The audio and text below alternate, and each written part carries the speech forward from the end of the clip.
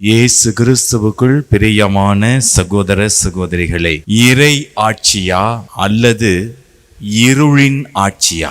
அருள்நாதர் இயேசுவில் எனக்கு பிரியமான சகோதர சகோதரிகளே, கொலோசியருக்கு எழுதிய திருமுகத்தில் முதல் அதிகாரம் 13வது வசனத்திலே பார்க்கிறோம்.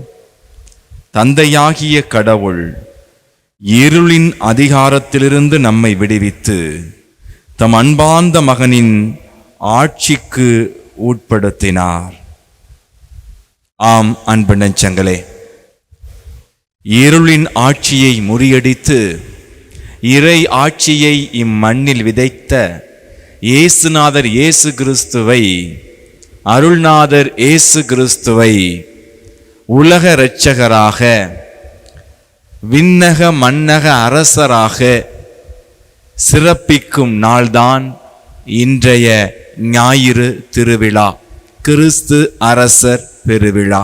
இன்று உலகத்தில் பார்க்க போனால், நான் வாழ்கின்ற பிலிப்பைன் தேசத்தில் லஞ்சம் ஊழல் தலைவிரித்து ஆடி ஏழை எளிய மக்கள் மழை வெள்ளத்தினால் பாதிக்கப்படாமல் இருக்க மழை வெள்ள திட்டப் பணிகளுக்கான தொகையை பல பண முதலைகள் அபகரித்து அதன் மூலம் விலை உயர்ந்த ஊர்திகளை, விலை உயர்ந்த நல்ல வசதி மிக்க மாட மாளிகைகளை கட்டி மக்களின் வயிற்றில் அடித்து அந்த ஏழை எளிய மக்களின் குறிய பணத்தை சுரண்டக்கூடிய ஒரு சூழலை பார்க்கையிலும், நமது இந்திய தேசத்தில், நமது ஜனநாயக நாடாக போற்றப்படும் நமது நாட்டில் குடியுரிமைக்கு நிகரான வாக்குரிமை திருடப்பட போகிறது என்பதை நினைக்கும் பொழுது, உண்மையிலேயே ஆண்டவர் இயேசு கிறிஸ்து உருவாக்கிய இறை ஆட்சியில் நாம் பயணித்து கொண்டிருக்கிறோமா, அல்லது அழகையினால் இந்த உலகத்தில் ஏற்படுத்தப்பட்ட இருளின் ஆட்சியில் நாம் பயணித்து கொண்டிருக்கிறோமா என்ற சந்தேகம் எனக்கு எழுந்துள்ளது. அன்பு நெஞ்சங்களே, இப்படிப்பட்ட இந்த குழப்பமான சூழலில், இருளின் ஆட்சி நம்மை ஆட்டி படைக்கின்ற சூழலில், நம்முடைய பாரதியாரின் கவிதை வரிகளான நெஞ்சு பொறுக்குதில்லையே இந்த நிலை கெட்ட மனிதரை நினைத்து விட்டால் என்ற கவிதை வரிகள் எனக்கு ஞாபகம் வருகின்றன. அன்பு நெஞ்சங்களே, ஆண்டவராகிய கடவுள் இந்த உலகை படைத்து இந்த உலகத்தில் உள்ள அனைத்தையும் ஆளுங்கள் என்று சொல்லி மனிதனுக்கு இந்த உலகத்தை பாதுகாக்கக்கூடிய, பராமரிக்கக்கூடிய, ஆளக்கூடிய உரிமையை கொடுக்கின்றான். ஆனால் பார்க்கிறோம், நோவா காலத்திலே பல்வேறு பாவ சூழலில் மக்கள் அலன்று திரிந்ததால், பாவ நிலையிலே வாழ்ந்து வந்ததால், ஆண்டவர் நோவாவையும் நோவாவுடைய சந்ததியினரையும் காப்பாற்றி மற்ற அனைவரையும் அழித்து ஒரு புதிய மனுகுலத்தை ஏற்படுத்துகிறார். ஆனால் அப்பேற்பட்ட சூழ்நிலையிலும் அதன் பிறகு ஆபிரகாம், ஈசாக்கு, யாக்கோப்பு, யோசேப்பு என்று பார்க்கிறோம். அவர்கள் காலத்திலும் கூட மக்கள் திருந்திய பாடில்லை. அன்பு நெஞ்சங்களே, கடவுள்தான் இந்த மனுகுலத்திற்கு ஒரு அரசராக இருந்து வந்தார். ஆனால் சவுலின் காலத்தில் சாமுவேல் இறைவாக்கினராக இருந்த பொழுது, எங்களுக்கென்று ஒரு அரசரை ஏற்படுத்தி வேண்டும் என்று கடவுளிடம் அம்மக்கள் முறையிட்டதால், ஆண்டவரை வற்புறுத்தியதால் சவுல் அரசனாக திருநிலைப்படுத்தப்படுகிறார். சவுலுக்கு பிறகு தாவீது அரசனாக ஆட்சி உரிமை பெறுகிறார். அதன் பிறகு சாலமோன் என்று. அன்புக்குரியவர்களே, என்னதான் மன்னர்கள், ஆட்சியாளர்கள் மக்களை ஆண்டு நடத்தினாலும் பலவிதமான குளறுபடிகள் இன்று வரை பார்க்கிறோம். அன்பு மக்களே, அதன் பிறகு ஆண்டவர், நீங்க பழைய ஏற்பாட்டில் பார்த்தீங்கன்னா எரேமியா, எசாயா, எசேக்கியேல் போன்ற இறைவாக்கினர் அனுப்பி எவ்வளவோ எச்சரிக்கை கொடுக்கிறார் இந்த மன்னர்களுக்கு. ஆனால் அவர்கள் அதை கேட்ட பாடில்லை. அதன் பிறகு இயேசு கிறிஸ்துவை, தனது மகனை தனது ஒரே மகனை ஆண்டவராகிய கடவுள் இந்த பூமிக்கு அனுப்பி இந்த மனுகுலத்தை பாவத்திலிருந்து மீட்டெடுப்பதற்காக இயேசு கிறிஸ்து இரத்தம் சிந்தி இறந்து மீண்டும் உயிர்த்தெழுந்து நம்மை பாவத்திலிருந்து உயிர்ப்பிப்பதற்காக, புது மனுகுலத்தை உருவாக்குவதற்காக இறை ஆட்சியை நம்முடைய தாயாம் கத்தோலிக்க திருச்சபை வழியாக ஏற்படுத்தி அப்போஸ்தலர்கள், அதன் பிறகு திருத்தந்தையர்கள் வழியாக நம்மை வழிநடத்தி வருகின்றார். அன்பு நெஞ்சங்களே, கிறிஸ்து அரசர் பெருவிழா என்பது எப்பொழுது தொடங்கியது என்பதை நாம் சிந்தித்து பார்க்க வேண்டும். எந்த கால சூழ்நிலையில் எதற்காக இந்த திருவிழா உருவாக்கப்பட்டது என்பதை நீங்கள் தெரிந்து கொள்ள வேண்டும் என்றால், கிபி 1918 ஆண்டு முதல் உலகப் போர் முடிவடைகின்றது. அதன் பிறகு பொது உடைமை கொள்கை என்ற கொள்கையை கார்ல் மார்க்ஸ் கொண்டு வருகிறார். அதன் பிறகு பொதுநல கோட்பாடு என்ற சோசியலிசம், அதன் பிறகு பாசிசம். நம்முடைய தமிழகத்தில் இப்பொழுது பாசிசம் பாயாசம் என்று பேசுகிறார்களே, அது 1918 ஆண்டுக்கு பிறகே ஐரோப்பிய நாடுகளில் உருவாகிவிட்டது. எனவே மனிதன் கடவுளை சார்ந்து வாழ்வதற்கு பதிலாக தன்னை நியாயப்படுத்தி கொண்டு மனிதன் தன்னுடைய அறிவை கொண்டு கடவுளை புறக்கணிக்க தொடங்கிவிட்டான். அப்பேற்பட்ட ஒரு சூழ்நிலையில்தான் அப்பொழுது திருத்தந்தையாக இருந்த 11ஆம் பத்திநாதர் 1925 ஆண்டு கிறிஸ்து அரசர் பெருவிழாவை 33 பொதுக்கால ஞாயிறுகள் முடிந்த பிறகு திருவருகை காலம் தொடங்குவதற்கு முன்பாக இருக்கின்ற ஞாயிற்றுக்கிழமையான இன்றைய தினத்தை கிறிஸ்து அரசர் பெருவிழாவாக அறிவித்து, கிறிஸ்து அரசரை நாம் தலைவராக ஏற்றுக்கொள்ள வேண்டும். இந்த தேசத்து தலைவர்கள், நாட்டு தலைவர்கள், திருச்சபை தலைவர்கள் அனைவரும் கிறிஸ்து இயேசுவான அந்த அரசரின் மனநிலையை கொண்டு வாழ வேண்டும்.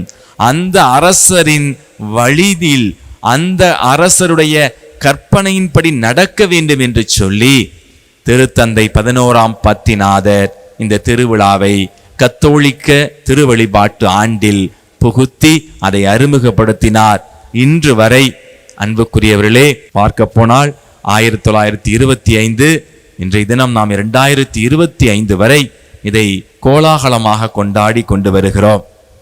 11ஆம் பத்திநாதர் அருமையாக சொன்ன ஒரு சொற்றொடர், எந்த அளவுக்கு ஒரு மனிதன் தனது தனிப்பட்ட வாழ்விலும் பொது வாழ்விலும் இயேசுவை அரசராக ஏற்றுக்கொள்கிறானோ அப்பொழுது அவனது சமூகம் நல்லொழுக்கமுள்ள சமூகமாக, முழு சுதந்திரத்தையும் அமைதி ஒற்றுமை போன்ற ஆசீர்வாதங்களை பெற்ற சமூகமாக உருவாக முடியும் என்று சொல்லி இருக்கிறார்.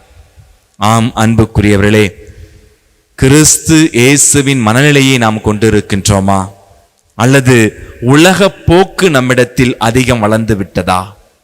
புனித பிரான்சிஸ் அசிசியார் தன்னுடைய மனமாற்ற காலத்தின் தொடக்கத்தில் முதல் நிகழ்வாக ஸ்பொலைட்டோ என்ற இடத்தில் அவர் ஒரு போருக்கு செல்வதற்காக ஒரு போர் வீரராக செல்லும் பொழுது ஓய்வெடுக்கின்றார். அங்கே ஒரு கனவு வருகின்றது. அந்த கனவில் மிகப்பெரிய அரச மாளிகை, அந்த மாளிகையில் சிலுவை அடையாளம் கொண்ட ஆயுதங்கள் நிரப்பப்பட்டிருக்கின்றன. அந்த ஆயுதங்களை பார்த்து இவர் மிகப்பெரிய ஒரு படை வீரராக அங்கு நின்று கொண்டிருக்கிறார். அப்பொழுது அவரிடம் ஒரு நபர் பேசுவது போல அவர் கேட்கின்றார். என்ன குரல் தெரியுமா? ஆண்டவருடைய குரல் அவருக்கு கொடுக்கப்படுகின்றது. அப்பொழுது அழகாக அந்த குரல் சொல்கிறது, நீ யாருக்கு சேவை செய்ய விரும்புகிறாய்? நீ யாருக்கு ஊழியம் செய்ய விரும்புகிறாய்? எஜமானுக்கா அல்லது கடையவனுக்கா?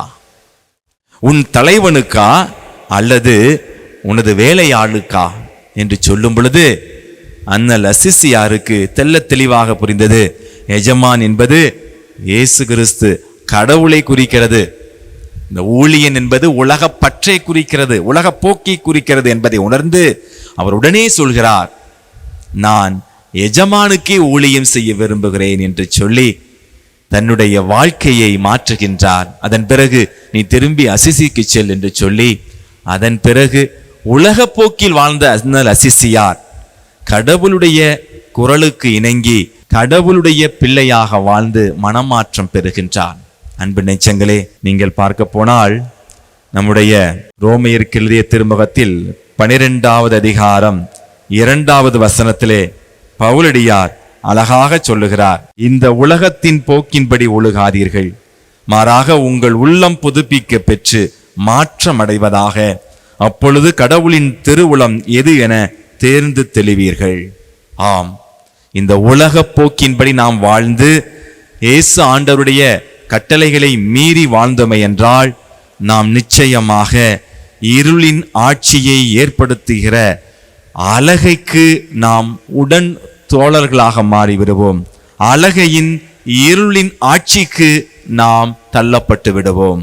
அன்பு நெஞ்சங்களே, தயவு செய்து இன்றைய நாள் கிறிஸ்து அரச பெருவிழா நமக்கு இறை ஆட்சியில் பங்கெடுக்கும் அழைப்பை மாத்திரம் கொடுக்கவில்லை, மாறாக இருளின் ஆட்சியில் நீங்கள் அகப்படாத வண்ணம், அந்த அலகையின் பிடியில் நீங்கள் அகப்படாத வண்ணம் எச்சரிக்கையாயிருங்கள் என்ற அழைப்பை நமக்கு கொடுக்கிறது.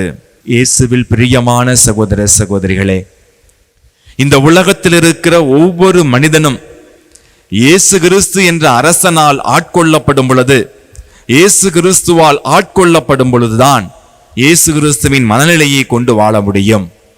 குறிப்பாக ஆட்சி பொறுப்பில் இருக்கின்ற ஒவ்வொரு தலைவனும், அவர்கள் திருச்சபையின் தலைவராக இருக்கலாம் அல்லது நாட்டு தலைவர்களாக இருக்கலாம், யாராக இருந்தாலும் இயேசு கிறிஸ்துவை அரசராக ஏற்றுக்கொண்டு இயேசு கிறிஸ்து தனது ஆன்மாவை ஆட்கொள்ள அனுமதிக்க வேண்டும். ஆம் அன்பு மக்களே, கத்தோலிக்க கிறிஸ்தவர்களே, கிறிஸ்து அரசர் நமது ஆன்மாவை ஆட்கொள்ள வேண்டும். கிறிஸ்து அரசரே நமது ஆன்மாவை ஆளக்கூடிய அரசர் என்பதை உணர்ந்து அவருடைய கட்டளைகளுக்கு நாம் கீழ்ப்படிந்து நடக்கக்கூடிய வரத்தை கேட்போம். என்ன வேதனை வந்தாலும், எந்த துன்பம் வந்தாலும் இயேசுவின் விழுமியங்களை கடைபிடிப்பதில் நாம் சமரசம் செய்து விடாமல் கிறிஸ்துவின் விழுமியங்களை தெள்ளத் தெளிவாக கடைபிடித்து கிறிஸ்துவுக்கு சாட்சியாய் வாழ இந்த பெருவிழா நமக்கு அழைப்பு விடுக்கிறது என்பதை உணர்ந்து இறை ஆட்சியின் பிள்ளைகளாக வாழ்வோம். ஒருபோதும் இருளின் ஆட்சியான அந்த அலகையின் பிடியில் அகப்படாத வண்ணம் நம்மையே ஆண்டவர் இயேசு கிறிஸ்துவிடம் ஒப்படைப்போம். இயேசு கிறிஸ்துவே நமது அரசர், இயேசு கிறிஸ்துவே நமது மீட்பர், இயேசு கிறிஸ்துவே நமது வழிகாட்டி, இயேசு கிறிஸ்துவே நம் முன் உதாரணம் என்பதை உணர்ந்து இயேசு கிறிஸ்துவை போல இந்த உலகத்தில் இருக்கிற ஒவ்வொரு தலைவரும் உருவாக தொடர்ந்து ஜெபிப்போம். இயேசு கிறிஸ்து உங்களை என்றும் ஆசீர்வதிப்பார். ஆமென்.